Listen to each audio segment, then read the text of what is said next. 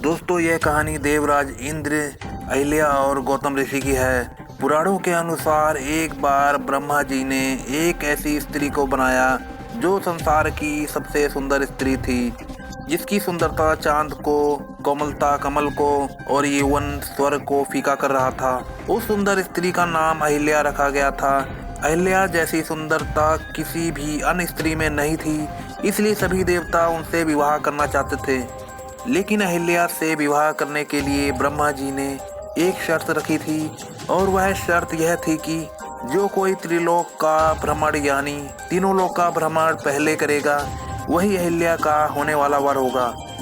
इस घोषणा को सुनते ही सभी देवता त्रिलोक का चक्कर लगाने के लिए निकल पड़ते हैं, जिनमें देवराज इंद्र अपने समस्त चमत्कारी शक्तियों के बल पर त्रिलोक का परिक्रमा सबसे पहले करके अहिल्या से विवाह करने के लिए पहुंच जाते हैं। तभी नारद जी आते हैं और ब्रह्मा जी से कहते हैं, हे प्रभु, देवराज इंद्र से पहले तो गौतम ऋषि ने त्रिलोक का भ्रमण किया है, इसलिए अहिल्या को प्राप्त करने का श्रेय सर्वप्रथम गौतम ऋषि को जाता है। इतना सुनते ही देवराज इंद्र सन्न हो जाते हैं और पूछते हैं, हे नारद जी, कृपया आप बताने की कृपया करें कि गौतम ऋषि एक मानव होने के बाद भी इतना शीघ्र तीनों लोक की परिक्रमा कैसे कर लिए। नारद जी समझाते हुए कहते हैं, आप सभी को ज्ञात होगा कि अगर कोई मानव गौ माता का परिक्रमा कर रहा हो और परिक्रमा करते समय गौ माता किसी बछड़े को जन्म देती है, तो वह परिक्रमा उस मानव के लिए तीनों लोक के परिक्रमा के समान होता है। और ऐसा ही हुआ है गौतम ऋषि के साथ, इसलिए अहिल्या को प्राप्त करने का श्रेय सर्वप्रथम गौतम ऋषि को जाता है। उसके बाद अहिल्या का विवाह गौतम ऋषि से करवा दिया जाता है। तो दोस्तों, कहानी की शुरुआत अब होती है। अहिल्या गौतम ऋषि से विवाह करके उनके साथ चली जाती है।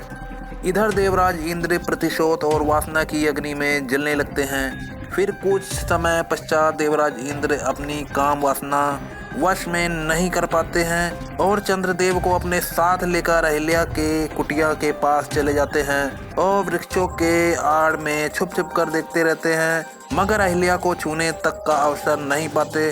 इसलिए देवराज इंद्र और चंद्रदेव मिलकर एक षड्यंत्र रचते हैं और मध्य रात्रि की प्रतीक्षा करते हैं। जैसे ही मध्य रात्रि का पहर चढ़ता है, चंद्रदेव मुर्गी का भेष धारण करके गौतम ऋषि की कुटिया के समीप बोलने लगते हैं। गौतम ऋषि को लगता है कि प्रातः काल हो चुका है, इसलिए मुझे गंगा स्नान के लिए जाना चाहिए। तो गौतम ऋषि प्रतिदिन प्रातः काल जाया करते थे।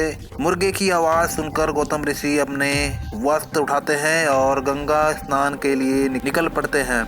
जैसे ही गौतम ऋषि जाते हैं, वैसे ही देवराज इंद्र गौतम ऋषि का वेश धारण करके कुटिया में प्रवेश कर जाते हैं और पहुंचते ही वहां जाते हैं जहां अहिल्या सोई रहती है। अहिल्या इन्हें देखकर पूछती है, स्वामी, अभी तो आप स्नान करने के लिए गए थे, इतनी शीघ्र ही वापस क्यों लौट आए?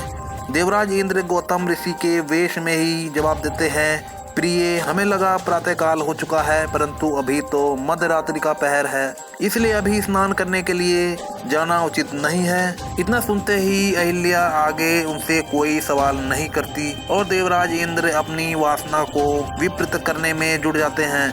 इधर दरवाजे पर चंद्रदेव पहरेदार बनकर खड़े रहते हैं। उधर गौतम ऋषि जैसे ही गंगा तट पर पहुंचते हैं और स्नान करने के लिए गंगा में डुबकी लगाते हैं, गंगा मैया क्रोध में कहती है, कौन मूर्ख है जो मध्यरात्रि में स्नान करने को चला आया, और प्रकट हो जाती हैं। गंगा मैया के कड़े वचन सुनकर गौतम ऋषि कहते हैं, माता, मैं तो आपका पुत्र गौतम ऋषि हूँ, लेकिन इसमें क्रोध की आवश्यकता क्या है? मैं तो प्रतिदिन प्रातः काल यहाँ पर स्नान करने आता हूँ। इतना सुनते ही गंगा मैया गौतम ऋषि के साथ हो रहे छल को समझ जाती हैं और कहती हैं, पुत्र, अभी मध्यरात्रि का पहर चल रहा है और तुम्हारे साथ छल हो रहा है, तुम तुरंत अपनी कुटिया पर वापस लौट जाओ। इतना सुनते ही गौतम ऋषि उस मुर्गे के छल को समझ जाते हैं और अपने वस्त्र उठाते हैं, अपने तेज कदमों से अपनी कुटिया की तरफ निकल पड़ते हैं। गौतम ऋषि जैसे ही कुटिया के समीप पहुंचते हैं और देखते हैं कि वह मुर्गा अभी भी दरवाजे पर पहरा दे रहा है। गौतम ऋषि को क्रोध आता है और कहते हैं, ए दुष्ट, कौन हो तुम और मेरे साथ छल क्यों किया?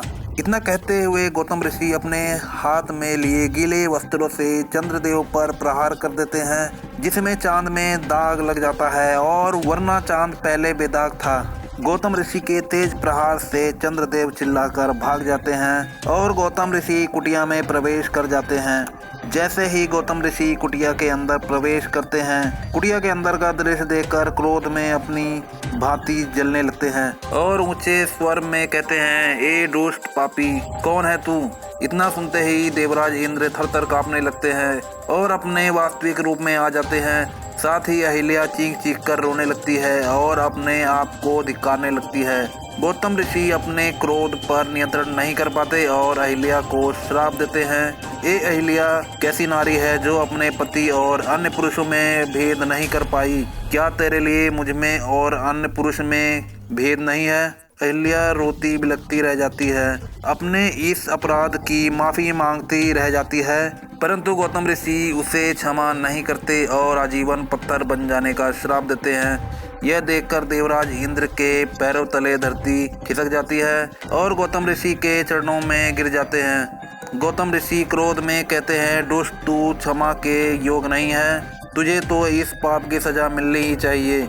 इतना कह के गौतम ऋषि देवराज इंद्र को श्राप देते हैं, ए देवराज इंद्र, जिस प्रकार तू मात्र एक स्त्री की योनि के लिए, वासना के तृप्ति के लिए मेरे साथ इतना बड़ा छल किया, जा मैं तुझे श्राप देता हूँ, तेरे पूरे शरीर पर योनि ही योनि बन जाए।